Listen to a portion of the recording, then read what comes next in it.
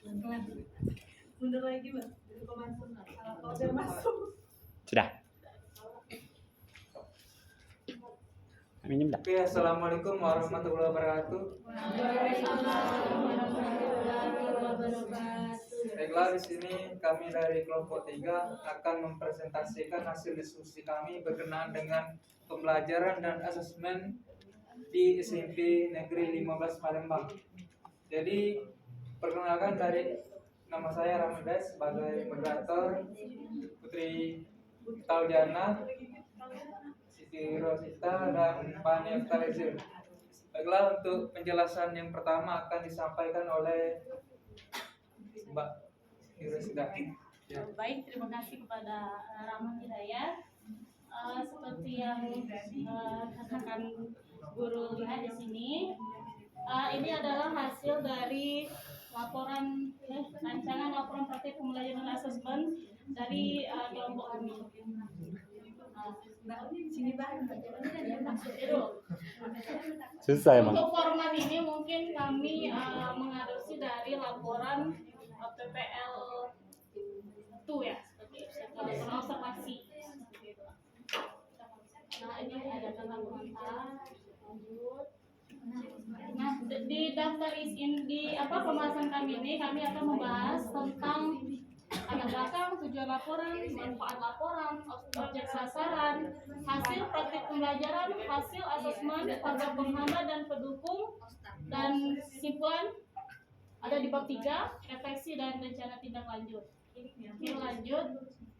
Nah, pada bab 1 ini dilatar belakangi dari pembelajaran merupakan proses interaksi antara murid, guru, dan sumber belajar pada suatu lingkungan belajar. Nah, pendidik ini kan kita harus mampu mengidentifikasi pengetahuan keterampilan yang diharapkan oleh peserta didik pada saat atau setelah peserta didik mengikuti kegiatan belajar mengajar atau setelah mengerjakan atau menyelesaikan tugas dan asesmen kinerja. Nah, identifikasi pengetahuan dan keterampilan ini meliputi sudah tentunya jenis pengetahuan, keterampilan yang dilatih dan dicapai oleh peserta didik. Pengetahuan dan keterampilan ini bernilai tinggi untuk dipelajari.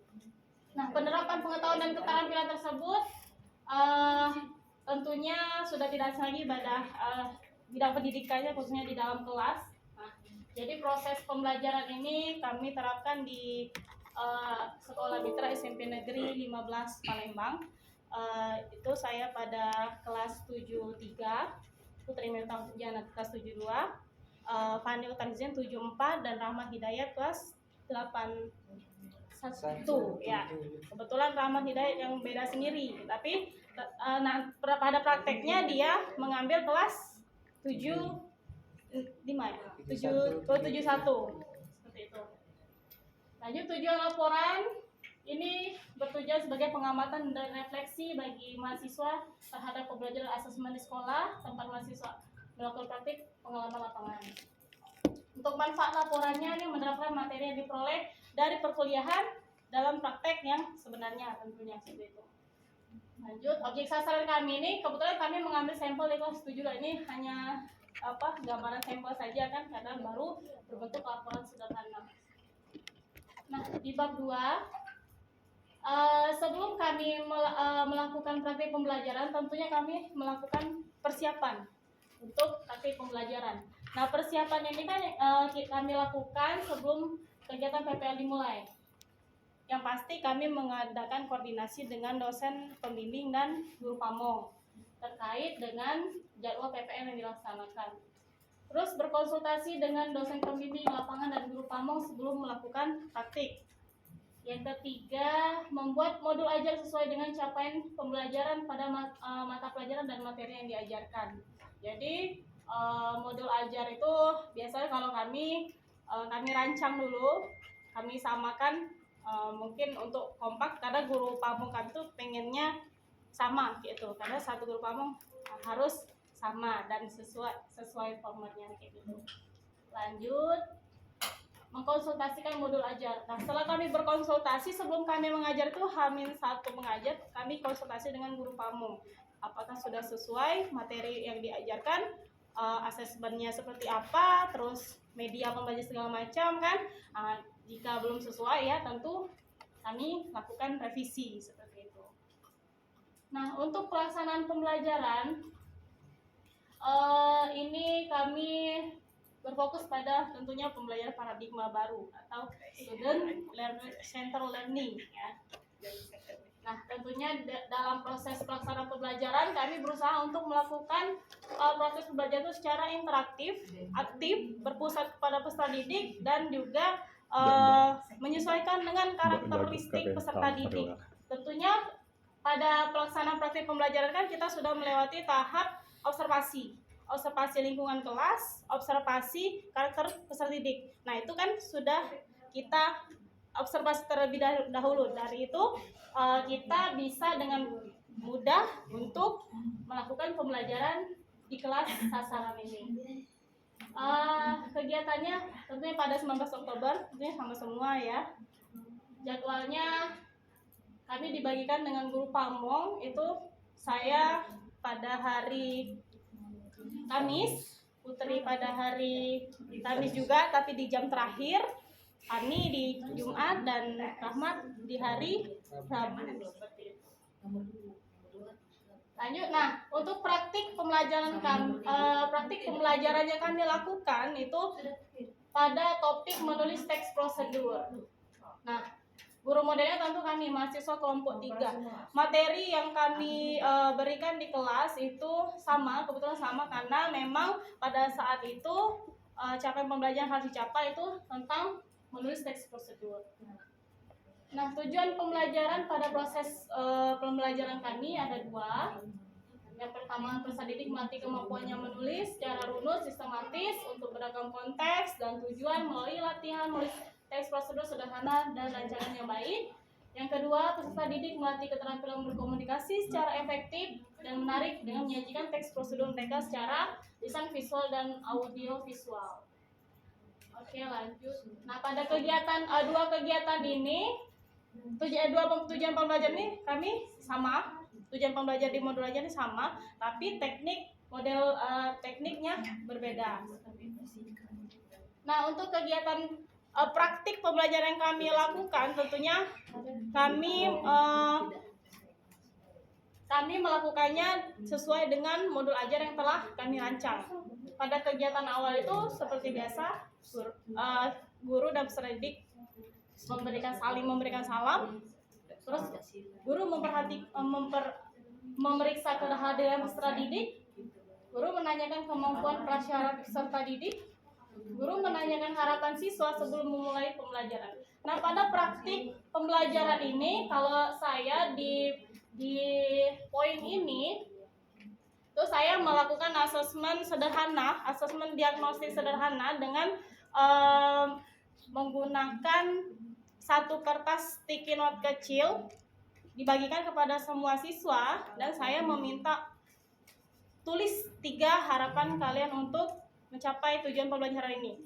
Jika sudah ditempelkan di di depan kelas, jadi nanti kita cek sama-sama apakah tujuan pembelajaran itu sudah sesuai dengan harapan yang akan dicapai peserta didik. Lanjut.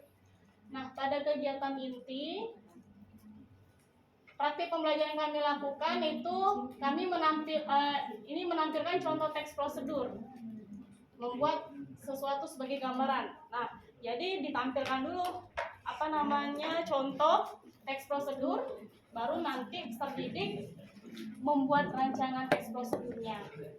Kami juga selalu mengamati kerja peserta didik. Pada praktik pembelajaran ini, cara kami untuk melakukan pendekatan kepada peserta didik itu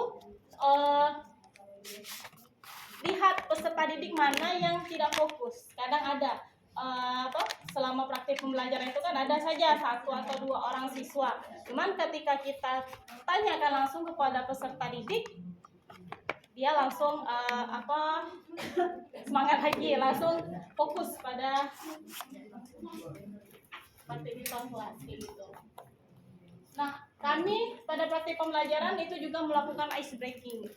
Nanti mungkin Putri juga jelaskan sedikit tentang ice breaking yang Putri lakukan karena berbeda ya antara masing-masing kami punya kreativitas yang mungkin unik kayak gitu.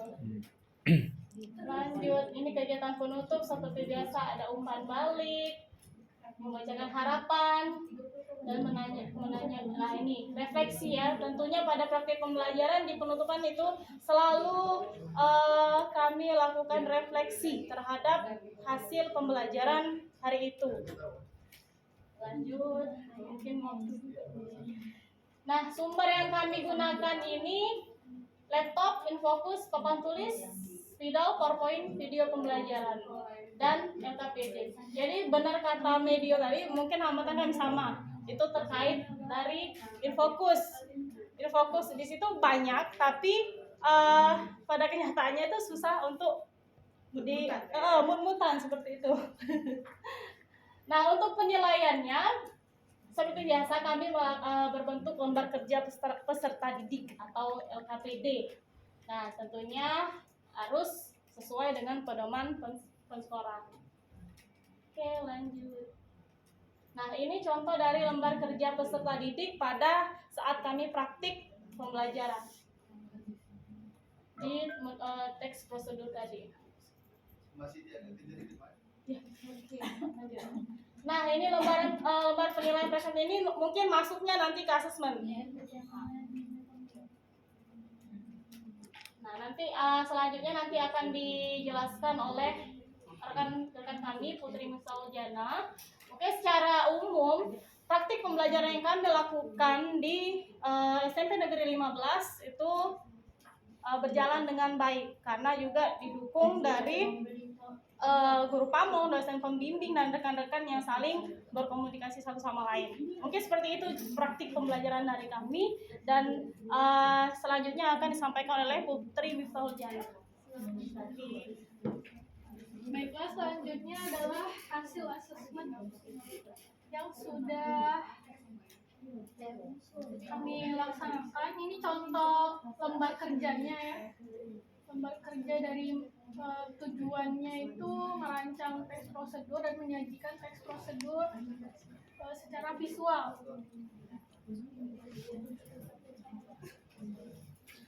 Nah, ini lembar kerjanya tadi, ada nama kelompok, kelas, anggota kelompok, tujuan, bagian pendahuluan, langkah-langkah, dan penutup. Nah, di sini juga ada lembar penilaian presentasi yang dinilai oleh rekan dari kelompok siswa yang lain. Jadi siswa yang presentasi ke depan, ada kelompok selanjutnya yang menilai presentasi temannya, dan sebaliknya nanti temannya presentasi, dia gantian yang menilai. Nah, selanjutnya ada rubrik penilaian yang dilakukan oleh guru. Di sini ada nama kelompok, anggota, kelas, dan elemennya itu ada tujuan, dan tujuannya itu pertanyaannya itu apakah teks prosedurnya itu telah memiliki tujuan yang jelas terlihat dari kalimat ajakan atau perintah yang digunakan. Ada skornya juga.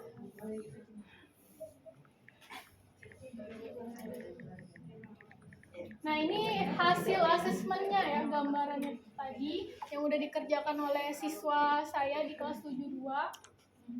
Judulnya itu mie goreng oleh kelompok 8. Tujuannya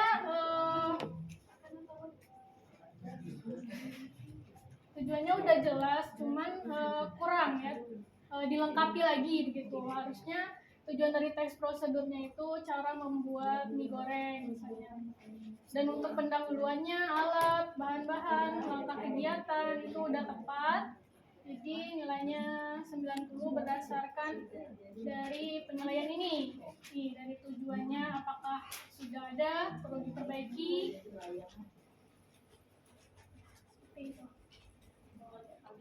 Oh iya. Selanjutnya adalah hasil analisis praktik pembelajaran dan asesmen yang telah kami laksanakan. Terdapat adanya hasil asesmen formatif yang dilakukan pada pembelajaran membuktikan bahwa pelaksanaan dalam pembelajaran sudah sesuai dengan tujuan pembelajaran dan hasil yang didapatkan dari peserta didik mendapatkan nilai yang cukup memuaskan, artinya peserta didik telah mampu memahami mengenai materi menulis teks prosedur yang kami jelaskan. Ada pula beberapa faktor penghambat dan pendukungnya. Faktor penghambatnya itu misalnya pada saat menyiapkan administrasi, lalu hambatan dari peserta didik, boleh dibaca aja ya. Selanjutnya ada hambatan dari sekolah, ini terletak pada minimnya sarana dan media yang dimiliki. Misalnya tadi media proyektornya itu banyak, tapi banyak yang tidak bisa digunakan. Oke. Selanjutnya faktor pendukungnya itu sarana prasarana seperti kelas, lingkungan kelas, dan beberapa proyektornya ada yang bisa digunakan. Lalu pendukung peserta didiknya itu kemauan untuk belajar. Lalu faktor pendukung guru pamongnya itu memberi kebebasan bagi mahasiswa untuk berkreasi dalam mengajar. Baiklah, selanjutnya akan dijelaskan oleh saudari Pani. Terima kasih kepada saudara moderator. Di sini saya akan membacakan bagian bab 3 kita. Ada penutup. Pertama, kesimpulan. Jadi pelaksanaan PPL di SMP Negeri 15 Palembang ini secara keseluruhan dapat memperoleh beberapa hasil. Pertama, asesmen yang dilakukan pada kegiatan PPL sangat berguna untuk proses pembelajaran, dan asesmen yang akan dilakukan ada masa mendatang. Dengan observasi yang dilakukan, mahasiswa dapat menyesuaikan diri dengan sekolah. Yang kedua, kegiatan praktik pembelajaran dan asesmen yang sudah dilakukan memberikan kesempatan kepada siswa untuk menyalurkan dan menyampaikan ilmu dan materi yang telah diterima sebelumnya di perkuliahan. Yang ketiga, kegiatan praktik pembelajaran dan asesmen yang telah dilaksanakan di SMP Negeri 15 ini memberikan banyak pengalaman berharga bagi kami mahasiswa PPL, baik di dalam kelas maupun di luar kelas. Pengalaman ini tentunya akan menjadi bekal kami pada saat mengajar. Yang kedua, refleksi.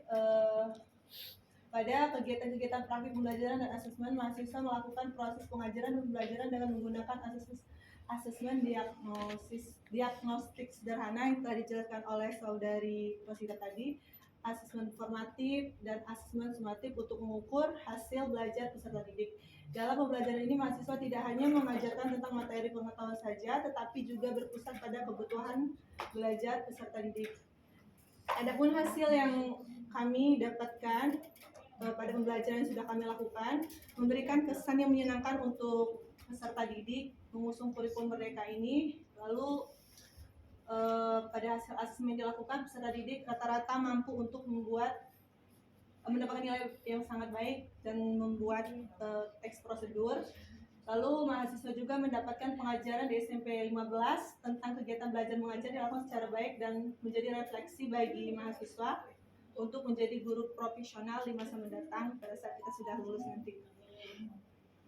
Selanjutnya, rencana tindak lanjut. Adapun rencana tindak lanjut kami yang akan lakukan adalah mendiskusikan hasil praktik pembelajaran dan asesmen telah kami lakukan bersama dosen pembimbing lapangan, kepala sekolah, guru pamong, agar hasilnya dapat menjadi acuan kualitas pembelajaran di kelas. Tindak lanjut yang kami lakukan nantinya ialah mengaplikasikan praktik baik yang ada di sekolah mitra pada aksi nyata sebagai calon pendidik profesional di tempat kami mengabdi, serta mengembangkan praktik bagi sekolah tempat kami mengajar guna meningkatkan sumber daya manusia secara kualitatif dan kuantitatif, dan berkontribusi dalam mengembangkan tata laksana proses kegiatan belajar yang efektif, efisien, fleksibel, dan mempertimbangkan karakteristik peserta didik. Baiklah, ini adalah lampiran dari kegiatan PPL kami. Ini adalah pada saat kami melakukan bimbingan modul ajar dengan guru pamong. Ini kami pada saat melakukan bimbingan dengan dosen pembimbing. Ini pada saat kegiatan belajar mengajar di kelas. Nah, ini ada Ibu Rosita, dan ini kami pada saat melakukan observasi pertama. Baiklah, terima kasih. Saya kembalikan kepada moderator. Baiklah, terima kasih. Mungkin itulah paparan dari kelompok kami. Dan di sini salah satunya ada tantangan juga selain tadi, yaitu berupa colokan listrik. Karena di sini, Bro. Bawa dewe. ya karena di sini kan setiap di kelas itu kan ada yang tidak colokan listrik. Jadi harus ditukar dulu dengan teman yang ada colokan listrik atau colokan listrik. Ya, tapi sekarang akhir-akhir ini lah sudah dipasang semua ya. Ya. Iya ya. Jadi tidak lagi lah tukar-tukar. Lalu po sekolah mandu bentukan. Rekor masih ya. Iya, tapi proyektor itu sebenarnya banyak ya, tapi mungkin masih dibungkus-bungkus ya teman. Mungkin belum ini. Beli dewe di sana. Sini tutup. Mungkin itu saja ya. Terima kasih. Ada yang ingin menanggapinya? Cukup. Atau ada yang ingin bertanya, memberikan saran, kritik, solusi dan bagaimana? Apa masih kurang kayak gitu kan? Apa yang perlu diperbaiki? Majulah. Yang lain deh. Bagaimana? Kalau tidak ada, mungkin Ada sih. Satu saja. Satu yang silakan atau anak mungkin Ya tanya lah, itu kan Mbak Maya. ada tanya jawabnya di biar mereka ada jawab pertanyaan. Nah, ini masuk video tak? Tanya lah aku rumahnya di mana? ya, silakan. Saudari Mungkin Ana. kesan-pesannya selama menjalankan Awas satu PPN. sudah tahu proyek keluarga praktik apa PPL pembelajaran dan asesmen di SMP 15. Tadi dia mau bisin jawab. Iya. Coba. Kak Rahmat nih pengen aku dengar dia jawab. Sebagai orang paling rajin gitu kan. Kesan dan pesan Iya. selama proses pembelajaran. PPL di sana gimana? Ya, Yang dapat dua-dua. kesan saya selama melakukan pembelajaran PPL ya cukup menyenangkan karena Iya. ya, Laporannya tidak menyenangkan. karena sini proses pembelajarannya yang saya tahu ya, kalau saya jika dibandingkan dengan di daerah dusunnya ini lebih interaktif pembelajaran. Siswanya lebih Aktif. lebih aktif pembelajaran. Kalau ditanya dijawab. Kalau di dusun itu Ya Allah. lebih ke arah sebenarnya iya bukan memancing nggak sih kesannya. Ya itu Mantap. udah lah, pendapat dia udah apa guys. Agak dipotong nih. Marah gak Mawardiah ya. Bukan mau. Pesannya apa pesannya? Ya pesannya Perbaiki mereka. Jangan itu komen. mungkin pesannya untuk perbaikan diri sendiri yaitu dalam pembelajarannya. Dan kemarin di komen oleh Pak Mong sama dosen pembimbing belum menerapkan teknologi yang seperti video pembelajaran interaktif. Jadi sini ke depannya Tautan. mungkin saya akan menerapkan hal tersebut agar lebih pembelajaran menjadi interaktif. Mungkin itu saja yang dapat saya sampaikan. Atau ada yang lain lagi dari kelompok kami yang ingin menambahkan? Oh ya. Baiklah, di sini saya akan menyampaikan kesan dan pesan. Mungkin untuk kesannya pembelajaran di SMP 15 itu benar kata Rahmat tadi sangat berbeda dengan di kampung, karena di kota ini siswanya sudah motivasi belajarnya tinggi ya, karena gurunya juga mungkin memberikan motivasi sebelum belajar, jadi mereka semangat. Media yang disediakan oleh sekolah juga sudah lengkap seperti itu. Kalau misalnya di kampung kan mungkin kurangnya terrealisasi kurikulum merdeka karena kekurangan teknologi gitu kan. Lalu untuk pesannya mungkin dalam penerapan pembelajaran siswa tuh masih belum banyak memahami aplikasi belajar online-nya seperti itu. Contohnya Contohnya pada saat saya ingin memberikan materi teks prosedur, mereka merancang teks prosedur itu menerapkannya dalam infografis. Saya inginnya mereka membuat menggunakan Canva, tetapi kenyataannya siswa-siswa di SMP 15 kelas 74 itu belum mengetahui Canva tersebut. Mungkin itu aja pesan dan kesan dari saya. Baik, terima kasih ya. Kalau kesan dan pesan saya, mungkin dari kesannya itu satu hal yang saya pelajari dari guru pamong itu, guru pamong kami sangat disiplin. Karena apa? Pada saat jam pelajaran, sebelum beralih jam pelajaran itu sudah siap-siap langsung prepare dan di kelas seperti itu.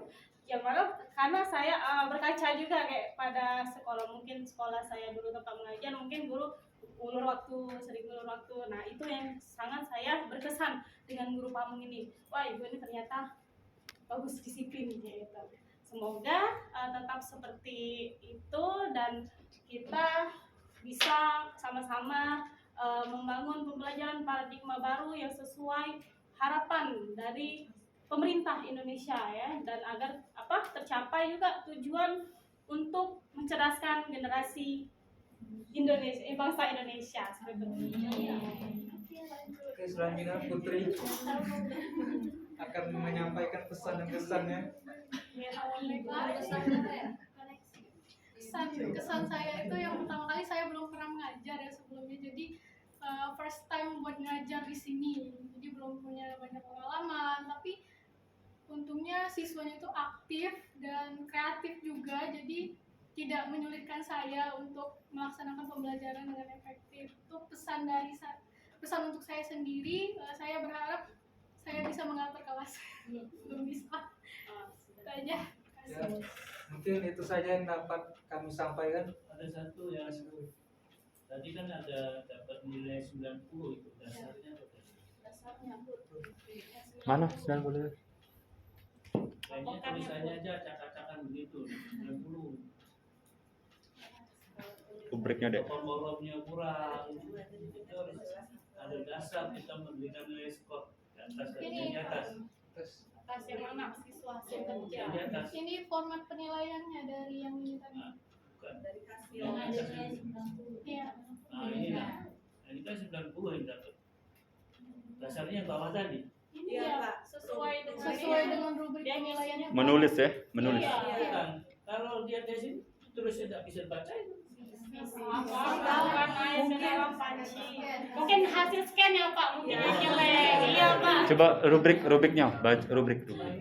Nah, di rubriknya dia sudah memenuhi Apa? elemen. Nah, elemen. Oh. Itu kan besar 90. Ya, karena satu jawaban kalau misalnya benar nilainya 2, apabila perlu diperbaiki nilainya 1. Nah, terus kok bisa 90 itu dari mana? Dikali 10 Pak. Ini Skor skornya. dikali 10. Bawah Oh, lagi. dikali 10. Iya, ada. Oh, begitu. Rubriknya. Ya, oke. Silakan. Oke. Begitu tadi ya. Mungkin itu saja Saya ya. kan bervariasi ya. Setengah. Ya. Boleh aja seperti itu, boleh seperti yang kelompok ini tadi. Jadi ada Jadi tidak harus gitu. sama persis ya. Silakan. Demikianlah. Wassalamualaikum warahmatullahi wabarakatuh. Waalaikumsalam warahmatullahi wabarakatuh. Kelompok 4 Lanjut. Sudah Nah, belum matiin. ya, baru panjang juga lah. Sudah, Cak.